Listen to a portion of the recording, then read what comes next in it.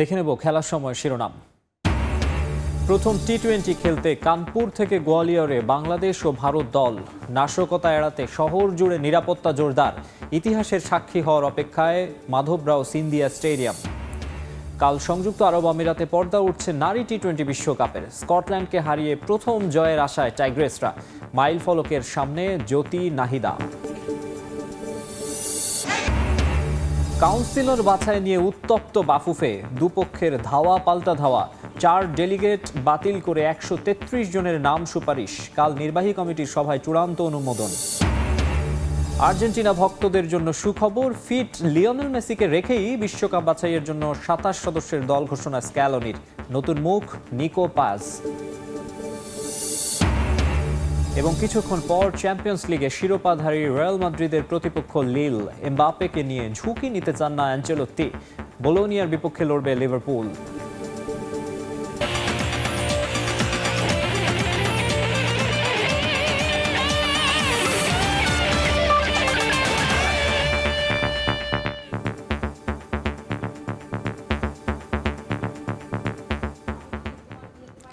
দেখছিলেন শিরোনাম, এবারে বিস্তারিত। শুরুতে ক্রিকেট। প্রথম টি-20 খেলতে কানপুর থেকে গোয়ালিয়র পৌঁছেছে বাংলাদেশ জাতীয় ক্রিকেট দল।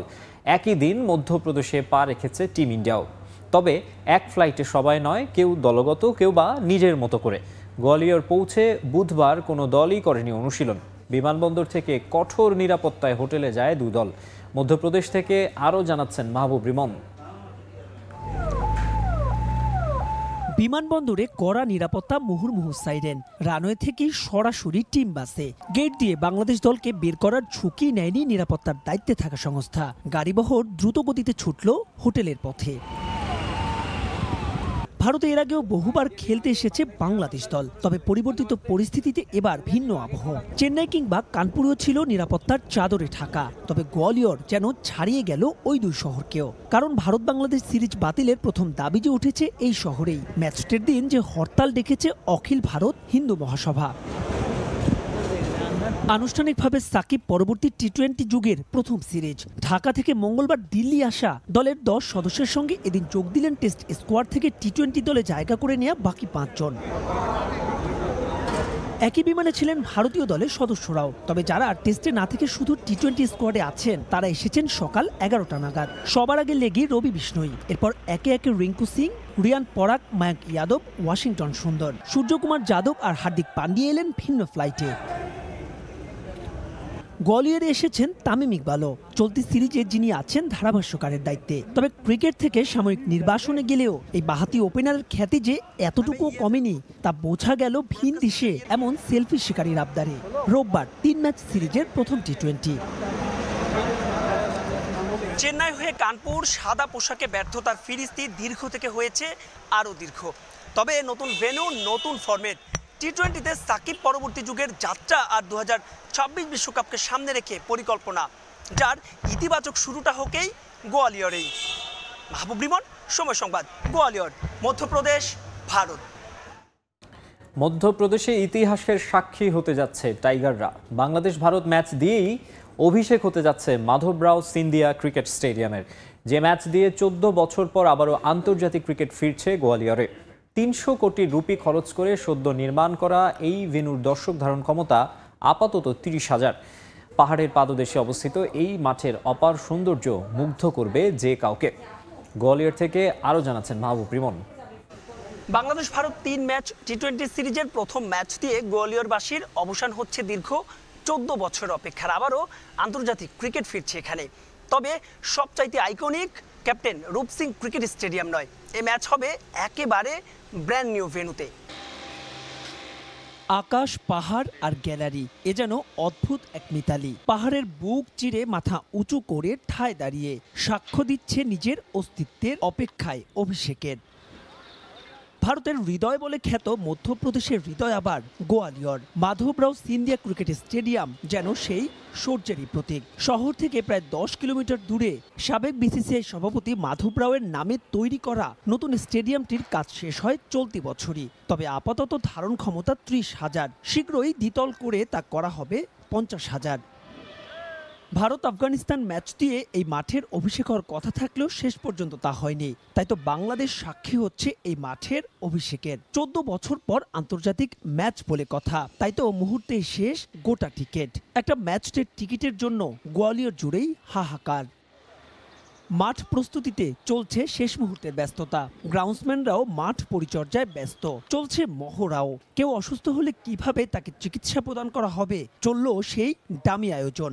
নিরাপত্তার চাদরে ঢাকা স্টেডিয়ামটিতে ছিল পুলিশ সদস্যদের সরব উপস্থিতি।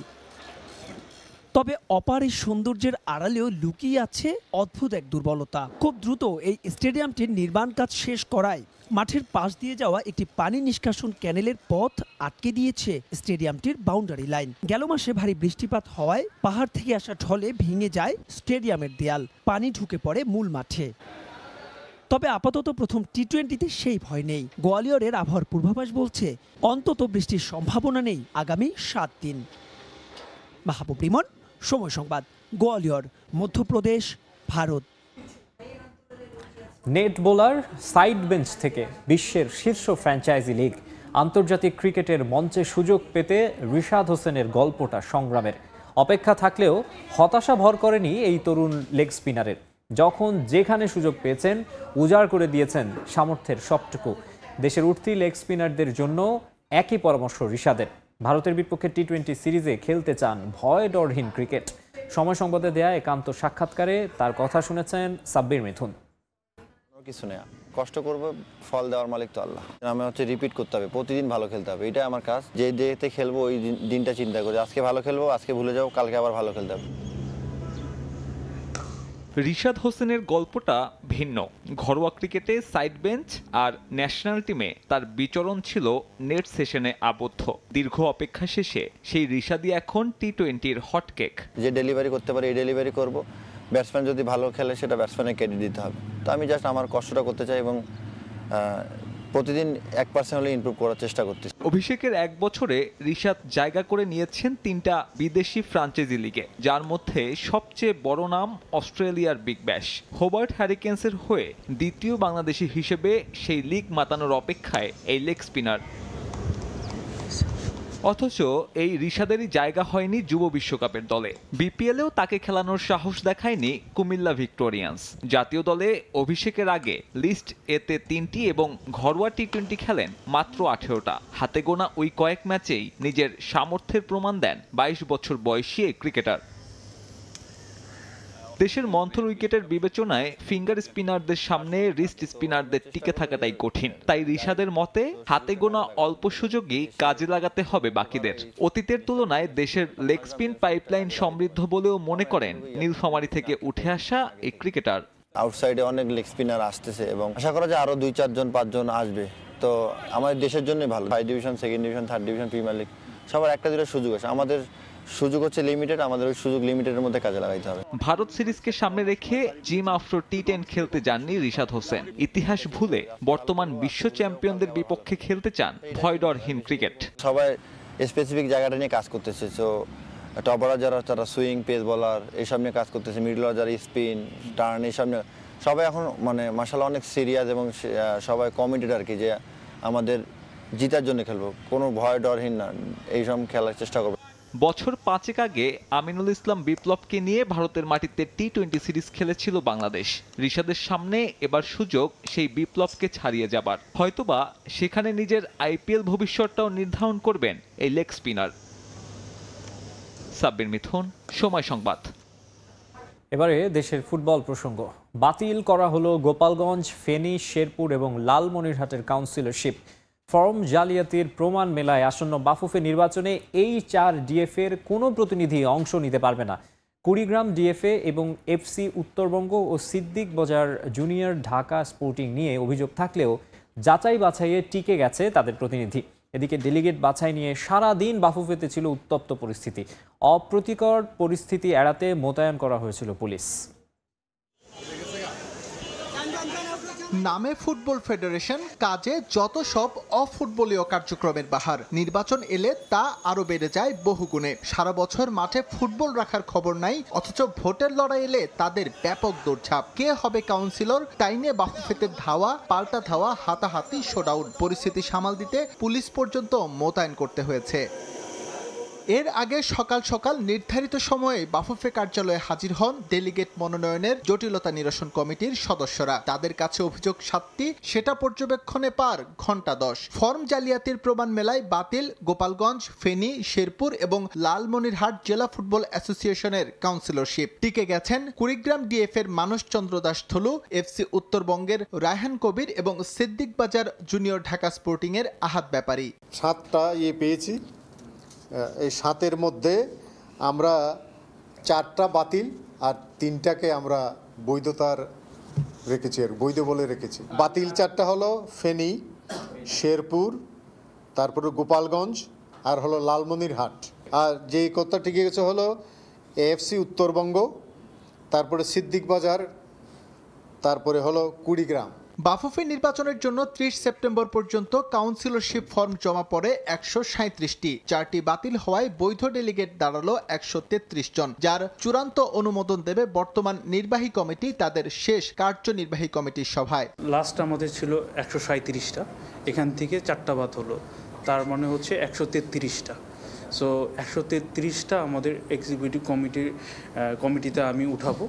তারা কথাবার্তা বলে আলোচনা করে ফাইনাল ডিসিশন এক্সিকিউটিভ কমিটি নেবে। যেহেতু আপনি জানেন ভোটার লিস্ট চূড়ান্ত করার দায়িত্ব বাংলাদেশ ফুটবল ফেডারেশনের এক্সিকিউটিভ কমিটির। কাউন্সিলরশিপ তালিকা চূড়ান্ত করার পাশাপাশি কাজী সালাহুদ্দিনের কমিটি গঠন করে দেবে নির্বাচন কমিশন। এরপর প্রক্রিয়া মেনে বাফুফে নির্বাচনের তফসিল ঘোষণা করবে কমিশন। এসএম ইকবাল, সময় সংবাদ, ঢাকা। ইউরোপীয় ক্লাব ফুটবল প্রসঙ্গ, চ্যাম্পিয়ন্স লিগের খবর। রাতে মাঠে নামতে যাচ্ছে ডিফেন্ডিং চ্যাম্পিয়ন রিয়াল মাদ্রিদ। ঘরের মাঠে স্প্যানিশ জায়ান্টদের আতিথ্য দেবে ফ্রেঞ্চ ক্লাব লিল। ইউরোপিয়ান প্রতিযোগিতায় এটাই হতে যাচ্ছে দু দলের প্রথম সাক্ষাৎ। নতুন প্রতিপক্ষের সামনে পরীক্ষা দেবে লিভারপুলও। অ্যানফিল্ডে তারা খেলবে ইতালিয়ান ক্লাব বোলোনিয়ার বিপক্ষে। দুটি ম্যাচই শুরু হবে বাংলাদেশ সময় রাত 1টায়। মৌসুমের শুরুটা নামের মতো করতে পারেনি রিয়াল মাদ্রিদ। মৌসুমের সব প্রতিযোগিতায় এখনো অপরাজিত থাকলেও ইনজুরি জর্জরিত স্কোয়াড আর আক্রমণ ভাগের ছন্দ না মেলা এখনো বড় দুশ্চিন্তার কারণ স্প্যানিশ জায়ান্টদের। মাদ্রিদ ডার্বির শেষ মুহূর্তে পয়েন্ট হারিয়ে এবারের চ্যাম্পিয়ন্স লিগের মিশন শুরু করেছে অল হোয়াইট। নতুন নিয়মের ইউরোপিয়ান শ্রেষ্ঠত্বের প্রথম অ্যাওয়ে ম্যাচ। 15 বারের চ্যাম্পিয়নদের আতিথ্য দেবে ফরাসি ক্লাব লিল।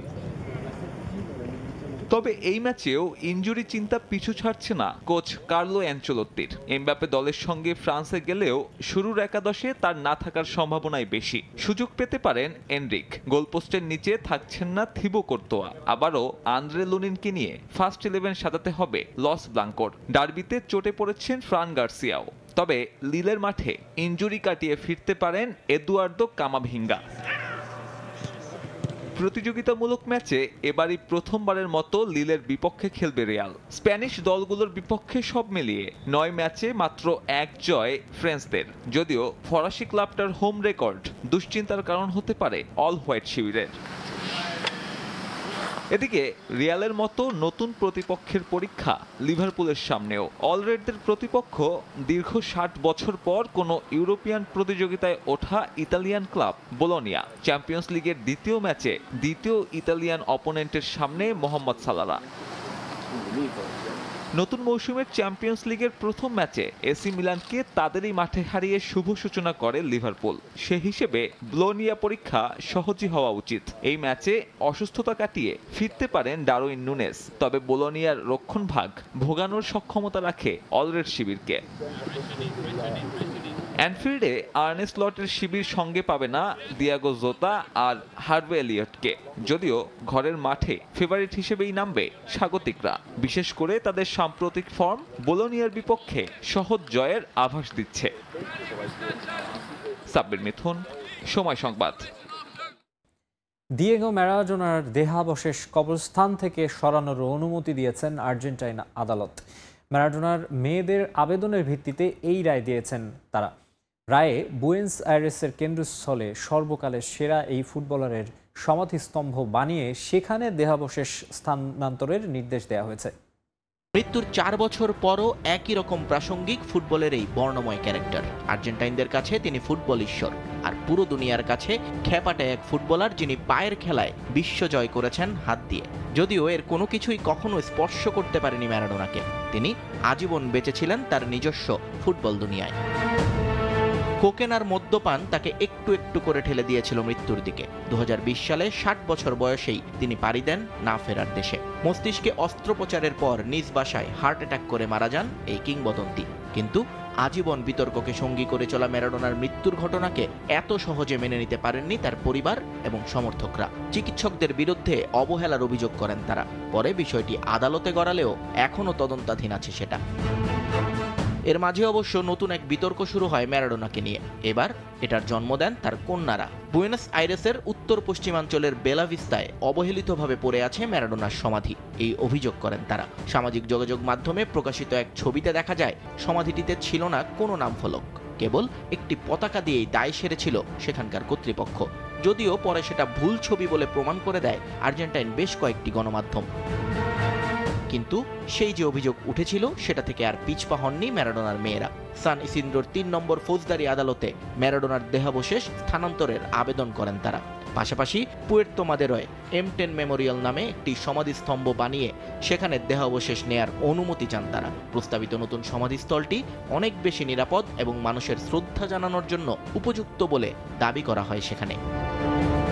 দীর্ঘ শুনানির পর ম্যারাডোনার কন্যাদের সেই আবেদন গ্রহণ করলেন আদালত, রায় দিলেন তাদের পক্ষে, যার ফলে বেলা ভিস্তা থেকে ম্যারাডোনার দেহাবশেষ সরিয়ে নিতে এখন আর কোনো সমস্যা রইল না। নিয়ন মোহাইমেন, সময় সংবাদ। আর্জেন্টিনা ফুটবল দলের আরও খবর। লিওনেল মেসিকে রেখেই বিশ্বকাপ বাছাই আসন্ন 2 ম্যাচের জন্য 27 সদস্যের দল ঘোষণা করেছেন Argentine coach Lionel Scaloni. Copa আমেরিকার পর ইনজুরির কারণে দল থেকে ছিটকে যান বিশ্বসেরা এই ফুটবলার। প্রথমবারের মতো দলে ডাক পেয়েছেন মিডফিল্ডার নিকো পাস। কোপা আমেরিকার ফাইনালের পর আর্জেন্টিনার জার্সি গায়ে আর দেখা যায়নি লিওনেল মেসিকে। চোটের কারণে 2 মাসের জন্য মাঠের বাইরে চলে যান বিশ্বকাপ জয়ী এই ফুটবলার। তাকে ছাড়াই বিশ্বকাপ বাছাইয়ের শেষ 2 ম্যাচ খেলেছিল আলবিসেলেস্তেরা। 2 ম্যাচেই হয়েছে ভিন্ন অভিজ্ঞতা। চিলিকে 3-0 গোলে উড়িয়ে দিলেও কলম্বিয়ার কাছে হারতে হয়েছে 2-1 গোলে। অক্টোবর উইন্ডোতে আরও 2টি বিশ্বকাপ বাছাই পর্বের ম্যাচ খেলবে আর্জেন্টিনা। 11 অক্টোবর তাদের প্রতিপক্ষ ভেনেজুয়েলা এবং 16 অক্টোবর মেসিদের লড়তে হবে বলিভিয়ার বিপক্ষে। এই ম্যাচের জন্য 27 সদস্যের দল ঘোষণা করেছেন Argentine coach Lionel Scaloni. Injury কাটিয়ে ফিরেছেন বিশ্বসেরা ফুটবলার লিওনেল মেসি। শুধু মেসি নয়, চোট কাটিয়ে দলে ফিরেছেন Nicolas Tagliafico, Leonardo Balerdi, Ezequiel Palacios ও মার্কাস আকুনা। তাতেই বাদ পড়েছেন আগের উইন্ডোতে স্কোয়াডে থাকা Matias Soule, Valentino Barco, Ezequiel Fernandez, Guido Rodriguez ও জিওলিয়ানো সিমিওনে। দলে নতুন চমক 20 বছর বয়সী মিডফিল্ডার নিকো পাস। রিয়াল মাদ্রিদের একাডেমি থেকে উঠে আসা এই ফুটবলার এখন খেলছেন ইতালিয়ান ক্লাব কোমোতে। ফিফার নিষেধাজ্ঞা থাকায় দলে নেই এমিলিয়ানো মার্তিনেজ। তবে নতুন কাউকে না ডেকে পুরনোদের উপরই আস্থা স্ক্যালোনির। গোলপোস্টে তার ভরসা জেরেনিমো রুলি, জুয়ান মুসো ও ওয়াল্টার বেনিতেজ। ডিফেন্সে ডাক পেয়েছেন Gonzalo Montiel, Nahuel Molina, Cristian Romero, Leonardo Balerdi, German Pezzella, Nicolas Otamendi ও লিসান্দ্রো মার্তিনেজ। মধ্যমাঠ সামলাবেন Marcos Acuna, Leonardo Paredes, Nicolas Tagliafico, Mac Allister, Rodrigo De Paul, Ezequiel Palacios, Enzo Fernandez, Giovani Lo Celso ও Thiago Almada. আক্রমণ ভাগে অধিনায়ক Lionel মেসির সঙ্গে আছেন Alejandro Garnacho, Nicolas Gonzalez, Nico Paz, Paulo Dybala, Lautaro Martinez, Julian Alvarez ও Valentino Carboni.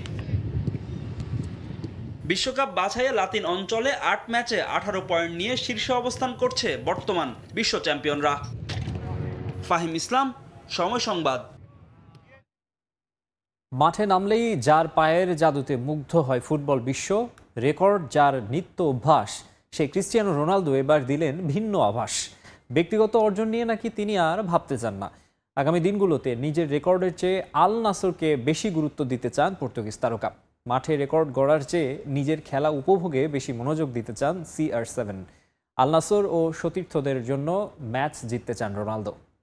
গেল মেতে Saudi pro লিগে ৩৫ গোল করে সর্বোচ্চ গোলদাতা ছিলেন রোনালদো। সে সময়ে পর্তুগিজ তারকা গণমাধ্যমে বলেছিলেন, আমি রেকর্ডের পেছনে ছুটি না, রেকর্ডই আমার পেছনে ছোটে। দীর্ঘ পথ চলায় এবার ভিন্ন সুর রোনালদোর কণ্ঠে। ব্যক্তিগত অর্জন তাকে নাকি আর আন্দোলিত করে না, আর কোনো ব্যক্তিগত রেকর্ডের দিকে ফিরে তাকাতে চান না তিনি। ব্যক্তিগত অর্জনের চেয়ে আগামীতে দল ও সতীর্থদের জন্য খেলতেই নাকি মনোযোগ দেবেন CR7।